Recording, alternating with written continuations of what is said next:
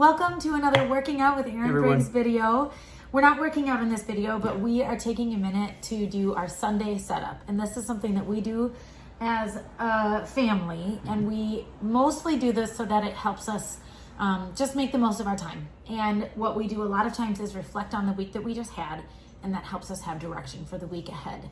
Now this week, we really want to talk a lot about reflection and what that means and how we can answer some really great questions that will help us move in the right direction. So Aaron, can you kind of tell them what you were just telling me about the system that you kind of like using?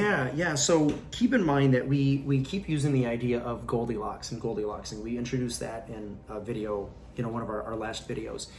And the reminder there is that you're looking to make things just right, right? Remember, Goldilocks had porridge that was too hot, it was too cold, and she found the just right stuff. And that's what we're trying to do with any of our practice, whether it's food or whether it's exercise. You're aiming to make your practice just right so that you keep doing it and that you get better at it, right? If it's too challenging or if it's not lined up with what you feel is important, it's going to be hard to practice, right? It's going to be hard to make progress there. And we want to make it enjoyable. Yeah. Exactly right. Yeah. Exactly right. Yeah. So those are all in line with what we're doing. And one of the ways that I've really found that works well for me and that my clients really like doing is giving yourself a letter grade. And the idea is, go back to middle school, grade school, high school, wherever. And I remember waiting for my report card, and there was like fear, right? There was like this apprehension, and I had good grades. I had A's and B's, mostly A's all the way through, but even then, waiting for someone to grade you because you just didn't know was really challenging. And you just didn't have that kind of feedback until, I think we got grades every 6 weeks. Well, how horrible is that to get a grade every 6 weeks before you know how to change your practice? And so that's why we try to give ourselves a grade every week or two. And then here's the beautiful part. No one else is judging you. You're judging yourself. I think of specifically one class, let's say economics, government economics. I didn't like that class that much. And it showed, right? It was one of my grades that didn't do so well. But if I had been able to give myself a grade, Aaron, at the end of every week, what do you think you deserve here? I probably would have said about a B, and that's largely what I got. But then it would have let me know that my efforts were taken into account, right? I could say, hey, this is what I got. And then from that letter grade, if I had wanted an A, I probably would have known what I needed to do personally to get up there again, because I was the one giving myself the grade versus someone else doing it. So it's kind of funny, right? I know when I first told Maggie about giving the letter grade, she was like, oh, no one likes letter grades. And I'm harder on myself than probably anybody. And but Aaron just had to say, no, this doesn't have to come with any shame or guilt. No. It's really just a way to reflect on how you did. Yeah. And we'll include this in a little write-up. Maggie will make a little download for you guys. But I think once you give yourself a letter grade, it actually points you in a direction. It helps you know potentially what to do and how to change your practice. And so verbally, I'm going to go through it real quick.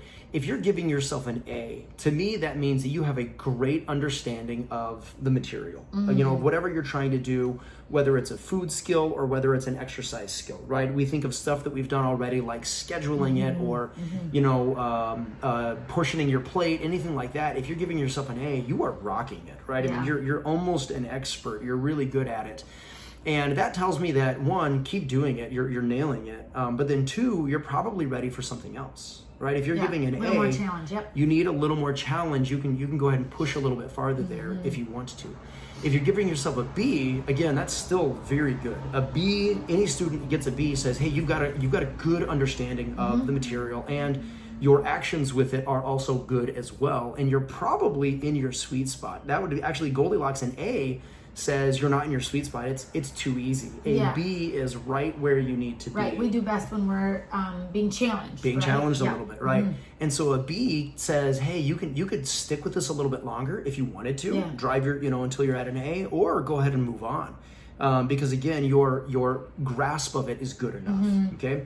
If you're giving yourself a C, my version for that is it's good. It's okay.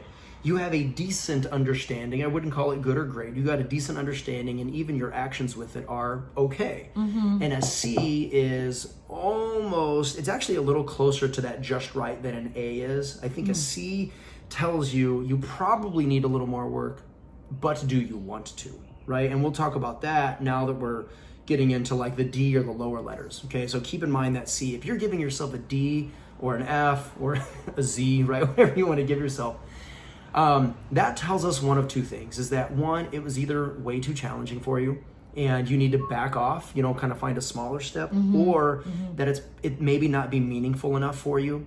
And my example with that is a class called European History. Again, when I was in high school, I took it to try to pad my GPA, and I hated it. It's just not the class for me, and I bombed it. I was not motivated at all. It wasn't hard. I just didn't care about it. Yeah, you just didn't like it. Yeah, and if I had the choice, right, if high school was a lot like we're suggesting it, I would have dropped that class. Right. I would have moved on into something else and something a little bit better that I was more interested in, something that lined up with my values and my interest. Yeah. And so Yeah. we would say the same thing. If you're trying to do any of the skills and you think, ugh, I hate this, oh my gosh, change it up. Yeah. There's so many different pathways, so many different ways to do this. So that would be the main thing that I would say, right? This week is mostly about reflection. And again, we would say try the letter grade, and then based on what you're giving yourself, that lets you know where you should be going with it. Yeah. Okay.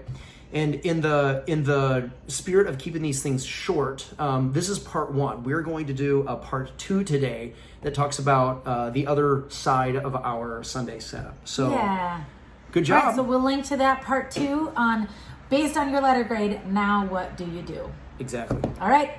See you later.